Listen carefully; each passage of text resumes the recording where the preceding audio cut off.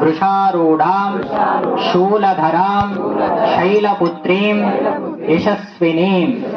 దీని యొక్క ఈ శ్లోకం యొక్క అర్థం ఏంటి అంటే వందే వాంఛిత లాభాయ అంటే వాంఛితం అంటే కోరిక.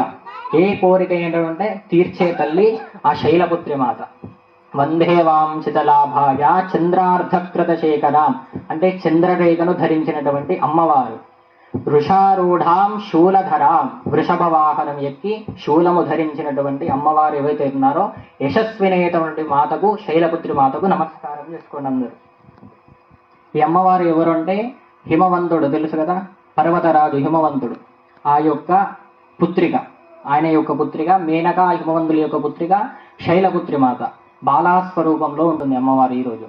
దాని తర్వాత బ్రహ్మచారిణి అంటే తపస్సు చేసుకోవడానికి వెళ్తుంది. దాని తర్వాత ఇంకొక మెట్టు. మన సాధన కూడా అలాగే ఉండాలి. ఫస్ట్ చిన్నగా మొదలై లాస్ట్కి సిద్ధిదాత్రి గారికి మనకు మోక్షం వస్తుంది. అలా సాధన చేయాలి మనం.